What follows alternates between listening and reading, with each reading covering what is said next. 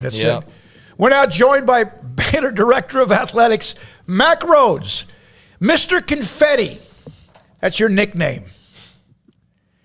I've been given worse, so I'll take it. Did you find like a piece of confetti in a collar of your suit or jacket or just anywhere when you got home?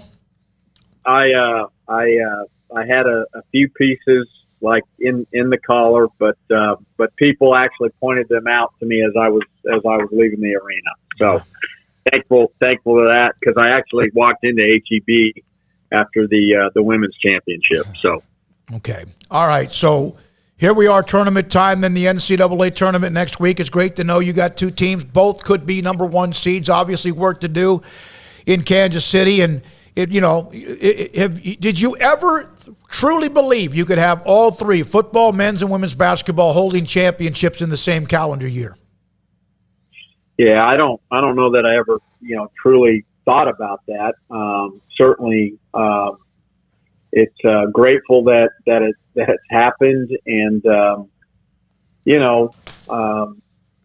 don't know, just it's a little bit surreal, and it makes you just think about all the people that have a part in it, and we talked about it as an executive team, yesterday. I just mentioned, it is so many people. It's not just any one person, and every person plays an important role, and every person has done their role. And obviously it starts with your student athletes and certainly the coaches, but it's everybody, man. I think about facilities, I think about health and wellness, academic services, all of it. Just everybody should be proud, and it's because of everybody, pulling the rope in the same direction and being aligned, and it's I don't know that I thought it would happen. And this, when I arrived, I talked about being a top five athletics program in the country, and not just in the win-loss column, but in everything. And we've come a long way, and certainly great things were done before I ever arrived onto this campus. And look, it speaks to the institution. This is a great institution with great people. And you know what? We're going to continue to fight, scratch, claw, work like we haven't won any of them. And so still again, our best days are ahead. Mack, you mentioned pulling the rope in the same direction, and we've talked about it before. You have great alignment from the top through you to the coaches, but how difficult is it to set up a culture like that where everybody does have to pull the rope in the same direction and understand, what the organizational goals are? Yeah, it takes time. It does. It takes time, and I don't think it just takes 3 months. I think it takes years, and you have to be relentless with it. And I think that's the right word, relentless. There's not a day we don't work on it, and it's just little things. It's tiny little things that maybe are out of place that you need to address. That maybe others wouldn't think you need to address, but it's continual, it's evolving, but it is something that all of us work on just constantly, relentlessly. And I'm grateful that our coaches and our student athletes and people have just completely bought in. And I was telling a story to some donors on Saturday, and it was in the locker room after our men's basketball win at Texas. And after the initial kind of celebration, dancing, Adam Flagler spoke in his first question or words out of his mouth were, how did the women's basketball team do? And I was telling our donors, and like, he's not dating anybody on the women's basketball team. So it's just that kind of togetherness and camaraderie and just that type of culture that we're continuing to try to build, where, you know, certainly you're focused on your program, but you're also focused on the bigger picture as well. So, Mack, getting a little more specific with let's start with the men. I mean, co-Big 12 champions along with Kansas about 10 days ago. This wasn't really a thought. I mean, there was maybe some thought that they could have things fall their way, but it was a long shot, and they took care of their business, as we outlined last week, got a little help that they needed thanks to TCU, but still had to go and finish the deal, and it by no means was easy on Saturday against Iowa State. But now that they've done it, and they're preparing for the tournament to win a Big 12 regular season championship again, the journey that they took to do it, just your thoughts on what you've seen up to this point.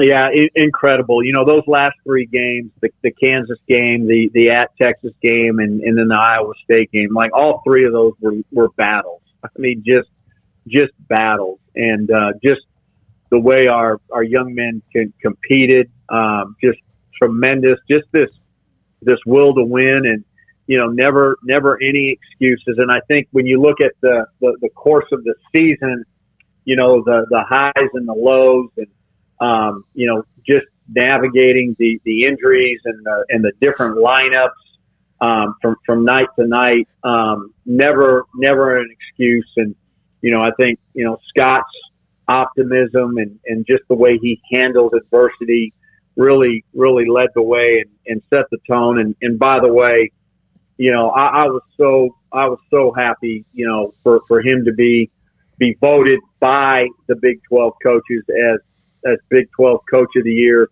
again for a third straight year. I think that's the first time ever in in league history, but so well deserved, just in terms of how he navigated, you know, all of the injuries and again, his staff.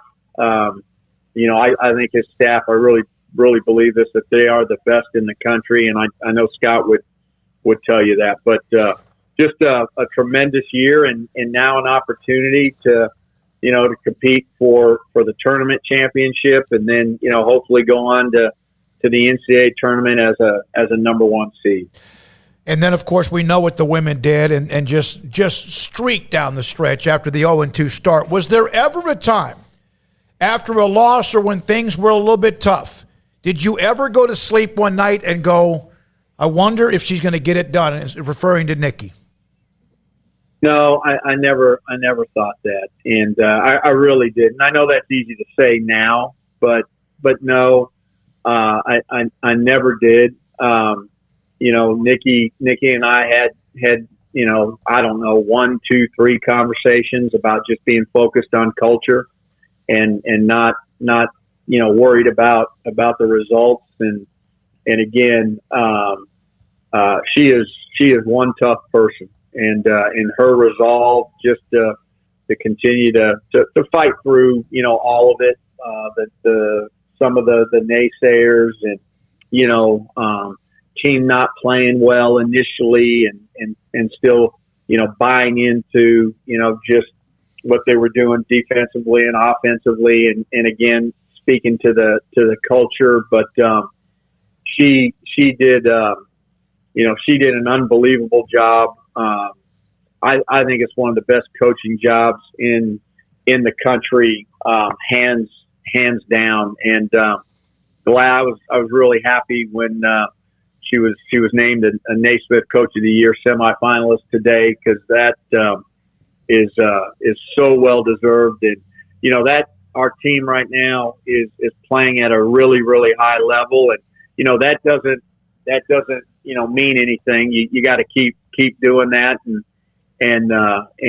continue to play at that level, and even try to take it up another notch. But they're really playing well right now, and Nikki has done an incredible job, and her staff as well. So I don't know, just sitting there on Sunday, I know that, not only myself, but a lot of other people were just really, really happy, personally for her and certainly our student athletes. Mack Rhoades, Director of Athletics at Baylor University, with us on Sic'Em 365 Radio. When I say Dr. David Garland, Doug McNamee, Cheryl Gotches, Bob Bodine, Kevin Gall, among others, what do you think? I think what great people, and blessed that I had and grateful that I had a conversation with them about Baylor University, and those are just some people that I would put in the elite category. Mack, football spring practices won't start for, I guess, a few more weeks now, not that long away. A pro day coming up around the corner as well, but the football program still made some big noise this past weekend at Indianapolis with Tyquan Thornton on Thursday night running a sub 4.3, and then capping off the combine with Kalen Barnes receiving a ton of attention for the second fastest 40 ever, and then JT Woods kind of putting the cherry on top. I know you have a lot of belief in these guys, but as you see them, starting on their pro journeys and see them, obviously giving you guys a lot of free marketing, good marketing this weekend with what they did. I mean, what's it like to see those guys out there having success in their NFL preparations? Well, I think you know where I'm going to go with this, but it's true, and so I'm going to go there. But first and foremost, those are just three really exceptional young men. Just great young men that did some really great things here at Baylor. Not just on the football field, but certainly off as well. And excited for them, all three of them, and for them to perform well under pressure, under that spotlight, and now they have an opportunity to hopefully be drafted and an opportunity for that next chapter in their life to play at a higher level. And again, just just proud of them. And this weekend, this weekend was it was a little bit overwhelming just because of the success of the two basketball programs, and then you had the combine stuff going on, and all glory to God, because I'm just really blessed to be part of this university. And as I mentioned, man, the really cool thing is we our best days, we still have more out there, and we're going to hopefully remain humble and know and understand that can all be taken away tomorrow, and just to continue to do it the right way and fight and scratch like we've not accomplished anything up to this point. One of our listeners, by the way, I just wanted to pass this along. His name's Ray Grange. Mack Rhoades' segment has become my favorite segment each week. All the insight and his transparency is something that I absolutely appreciate. He used to be in college athletics. All right, I got to ask you about this. I know you are known for your long phone calls. Is that correct? Yes. So Tony Green last week told me that when he was being interviewed the first couple of times by Nikki Collin by phone, that they had phone calls that were somewhere in the neighborhood of 3 and 4 hours. Is that, would we take the over or under with a phone call with Mack Rhoades in an interview? Yeah, it's got to be. I'm not doing an interview that long. I'm fine. I cannot stay locked in that for that. Like that's a record. All I'm going to say is bless Tony. So, all right. So, but I'd heard the same thing. So I'm just glad they found each other. Yep, absolutely. So, he's a great addition to him and his family are a great addition to the Baylor family. Last question. Big 12. We know it's going to expand at some point, 2023 for sure, and then perhaps beyond that, depending on what happens with Texas and Oklahoma. Are you for or against, or have you thought much about the divisions? to go into two different divisions or keep the conference as one? Yeah, that's a really great question, and it's a really timely question because I think there's a couple different ways to look at it, right? One is, what do you do up until Texas and Oklahoma leave, and then what do you do post Oklahoma and Texas, and do you do them the same way? And furthermore, do we get to a point place in college football, and particularly FBS, where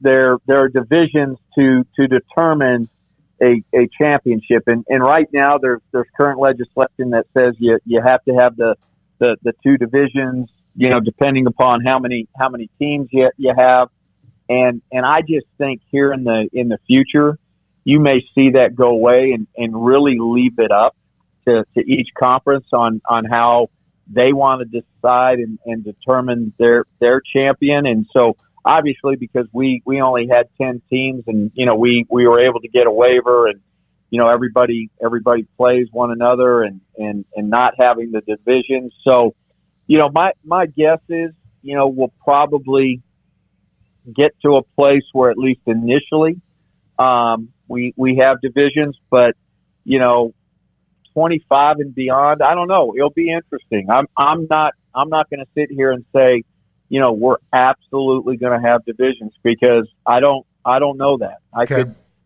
see, all of us getting to a point in place in time where we move away from divisions.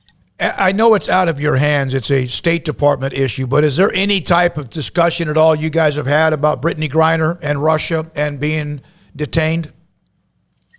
Nothing